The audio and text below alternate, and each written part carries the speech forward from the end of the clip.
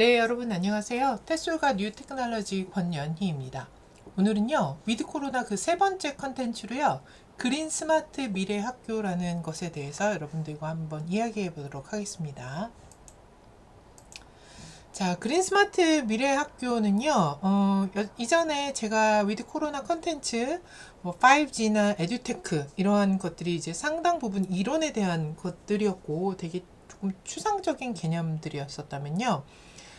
여러분들한테 그 추상적인 개념을 바탕으로 국내적으로 어떠한 교육 정책들이 지고 있는지, 그리고 지금 운영이 되고 있는지에 대한 그러한 조금 구체적인 이야기를 한번 해보는 컨텐츠로 구성이 될 것 같아요. 그래서 첫 번째는 이 스마트 미래 학교에 대한 추진 배경, 그리고 이 연구에서 보고 있는 현행 교육의 이제 현황이나 문제점들은 무엇인지, 그리고 이 연구에서 제시하고 있는 미래형 교수학습을 위한 스마트 교실의 모델은 어떻게 되는지 한번 볼 거고요.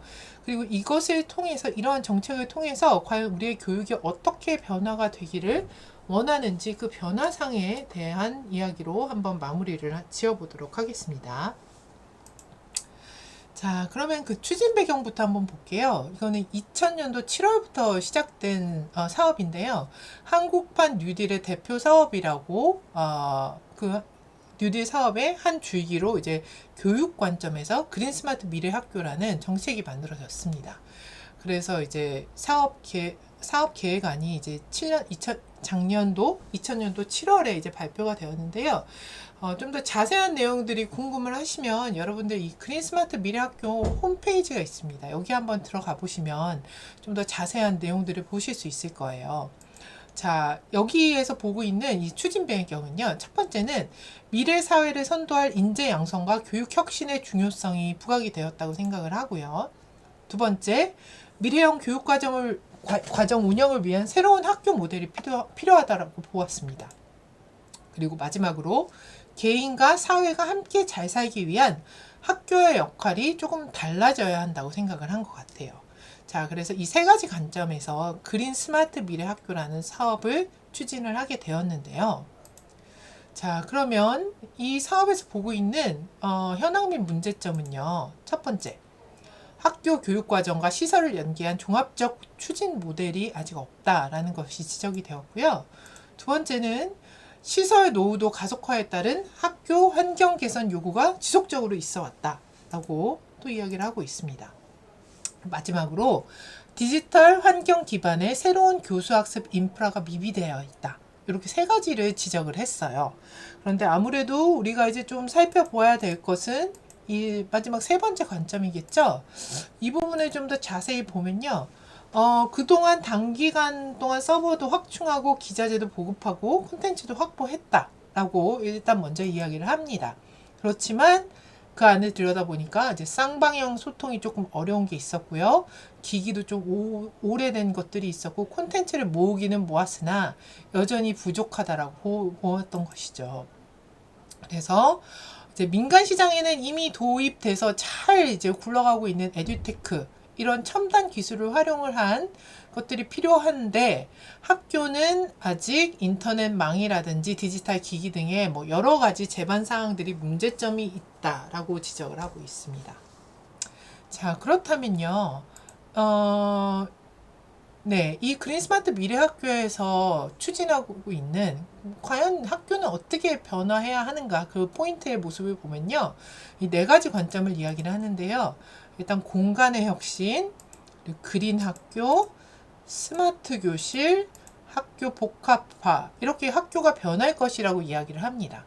우리는 아무래도 이 세 번째 관점에서 좀 보면 되겠죠. 스마트 교실을 통해서 맞춤형 개별 학습을 확대할 수 있다라고 보았습니다. 자, 이 관점이 어떠한 관점인지 한번 볼게요. 자, 일단은요, 첫 번째는 스마트 학습 환경 구축이거든요. 자, 그럼 일단 우리가 이제 스마트 러닝 하면 이제 우선 인터넷이 좀 뒷받침이 돼야 되겠죠. 그거부터 시작을 합니다. 그리고 이제 인터넷이 다 깔리고 나면 네, 학생들에게 필요한 디바이스를 지급을 해야 되겠죠. 그래서 학생들이 사용할 수 있는 모바일 디바이스가 필요를 하고 또 그 디바이스 이외에도 선생님들이 사용해서 수업을 도와줄 수 있는 기자재들, 뭐 하드웨어가 됐든 소프트웨어가 됐든 이런 것들이 필요로 하다 얘기를 합니다.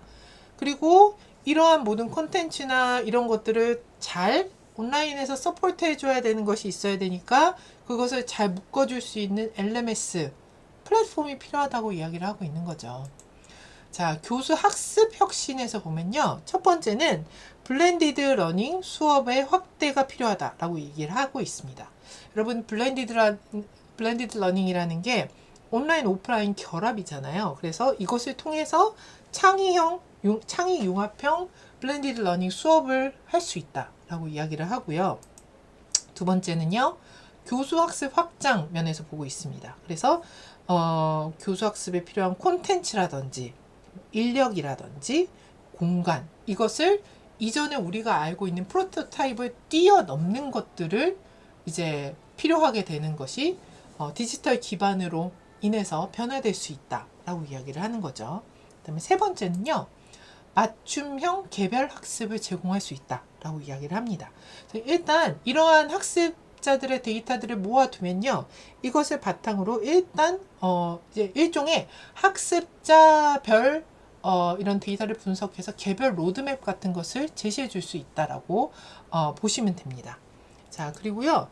마지막으로 학생 활동 수업 중심 수업을 만들어 줄 수 있다라고 이야기를 합니다. 그래서 여기 보시면요, 여러분, 제가 옛날에 역량이라는 것에 대해서 말씀드렸던 적이 있을 거예요. 그래서 이제 학습자들이 옛날에는 단순히 수업을 이해하고 그것을 자기의 것으로 만드는 것에 그쳤다면 그것을 뛰어넘는 이런 자기가 배운 학습을 바탕으로 문제 해결도 하고 창의적인 어떤 활동도 할 수 있게 도와줄 수 있는 것이 디지털 기반 교수 학습이 될 수 있을 거다라고 이야기를 하고 있습니다.